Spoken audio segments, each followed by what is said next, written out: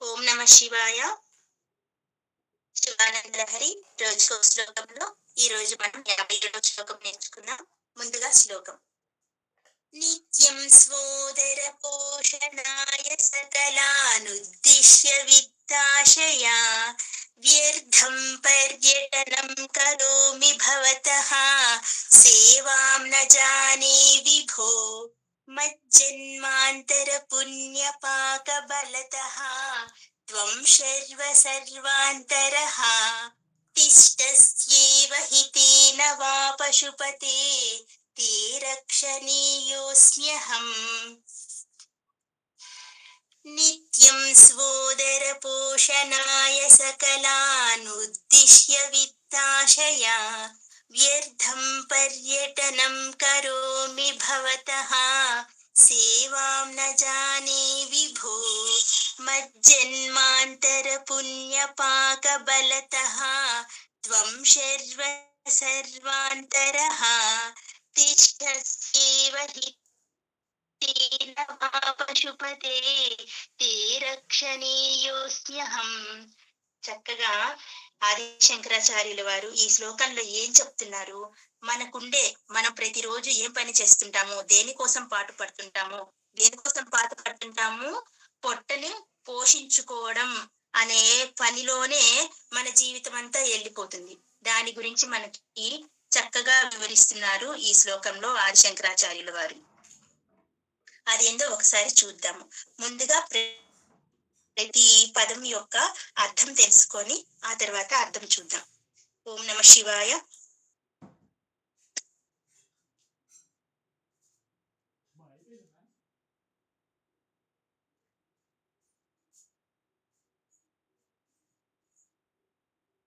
ఓం నమ శివాయ. ఈ శ్లోకంలో ఆయన ముందుగా ఏం చెప్తున్నారు? చక్కగా శివుణ్ణి ఏం సంబోధన చేసి పిలుస్తున్నారు? నిత్యం అంటూ మొదలు పెట్టారు. నిత్యం అంటూ అంటే ప్రతిదినం, అనుదినం.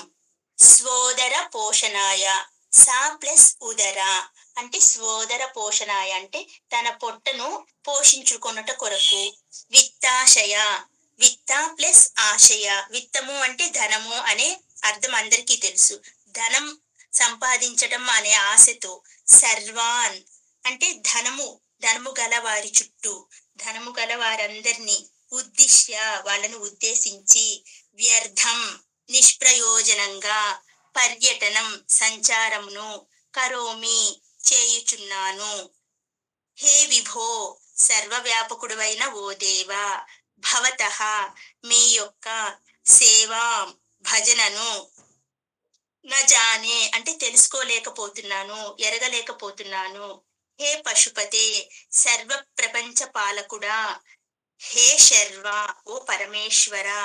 మజ్జన్మాంతర పుణ్య నా పూర్వ జన్మార్జిత పుణ్యము యొక్క. పాక బలత అంటే పరిపాక వశం వలన అంటే పూర్వ జన్మలో నేను ఆర్జించుకున్న పుణ్యం యొక్క ఆ పరిపాక వశం వలన. సర్వాంతత్వం నీవు. సర్వాంతర అంటే అన్నమయాది కోశములన్నిటికంటే సూక్ష్మ రూపవై అంతర్యామిగా నా అంతరంగంలో ఉన్న నిన్ను. అన్నమయ కోశం అంటే ఈ కోశాలు, పంచకోశాలు మనకు అందరికీ తెలుసు. ఏంటవి? అన్నమయ, ప్రాణమయ, మనోమయ, విజ్ఞానమయ, ఆనందమయ.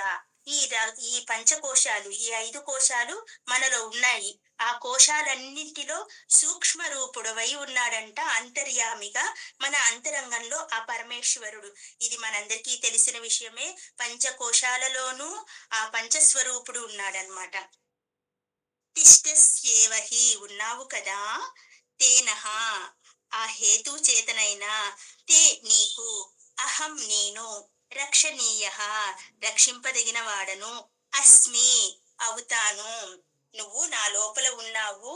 ఆ కారణం చేతనైనా సరే నీవు నన్ను రక్షించవలసిందే, నువ్వు నన్ను రక్షించి తీరవలసిందే అని చెప్తున్నారు చక్కగా. అదేంటో ఒకసారి అర్థం వివరంగా తెలుసుకుందాం మనం. ప్రతి దినము నా పొట్ట పోషణకై అందరి వద్దకి ధనం పైన ఉన్న ఆశతో వ్యర్థంగా అందరి చుట్టూ తిరుగుతున్నాను.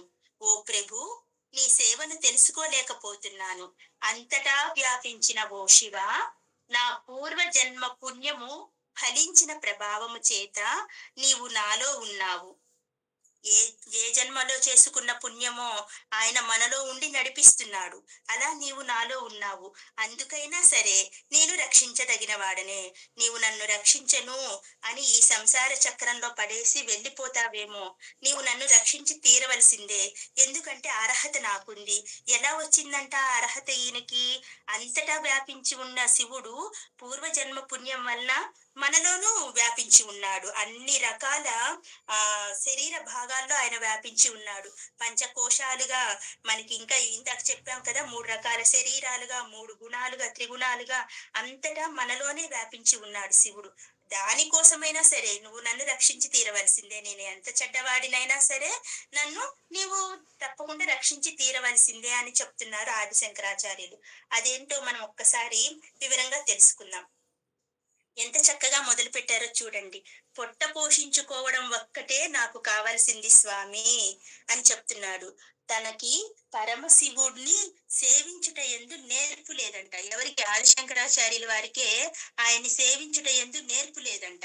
ఎంత గొప్ప మాట చెప్తున్నారు.